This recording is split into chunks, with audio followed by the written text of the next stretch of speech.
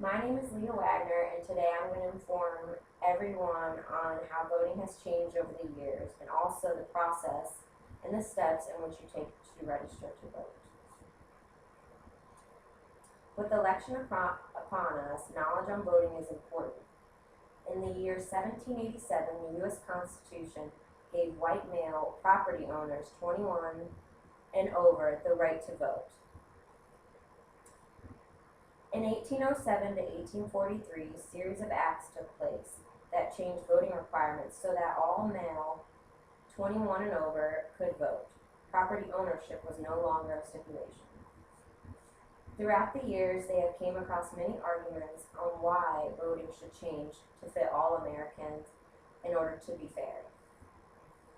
From 1870 to the 1920s, the 15th and 19th Amendment gave all men and women aged 21 and over, regardless of their race and ethnic background, the right to vote.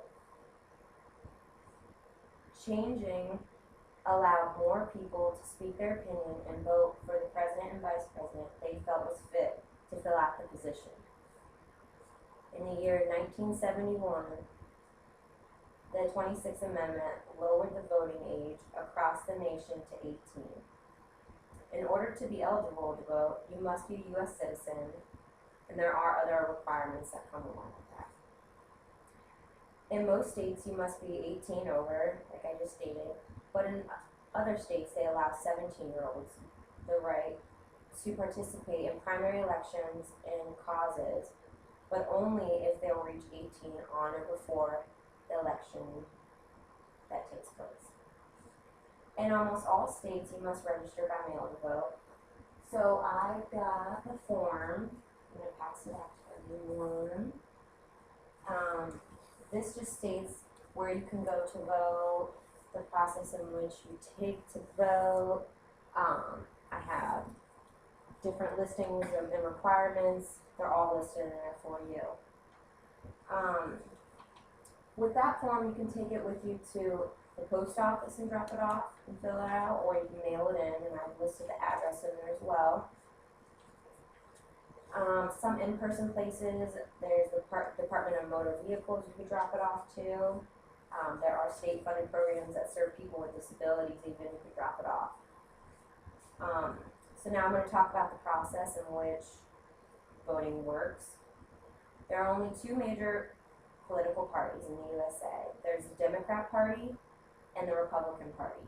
Each state will pick the delegates that will send their nomination conventions during the summer, in which two will be chosen to run. Once the votes are counted, they will then start the process of listing each state's tally votes for each candidate. After all the states are listed, they will announce who won. Okay, so approximately there are 68% of American citizens a year or every 4 years who go and vote.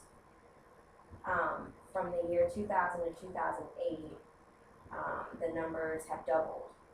Research also shows that college students are more likely to vote than non-college students, and that has a lot to do with the students worry about which president will become next, because they know whoever wins has their future in their hands, along with future jobs and making society better.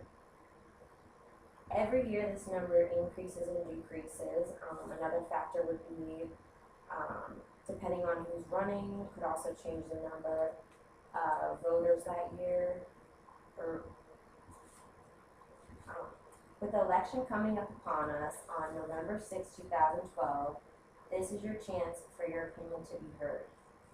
Once everyone who wants to vote gets out and votes, they will then announce our future president and vice president of the United States.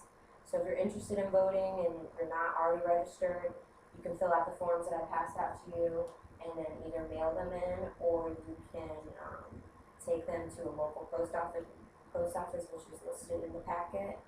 If you have any questions on where to go or any other requirements, you have to be a U.S. citizen and at least 18 years or older. enjoyed listening, and I hope you learned a little bit about voting.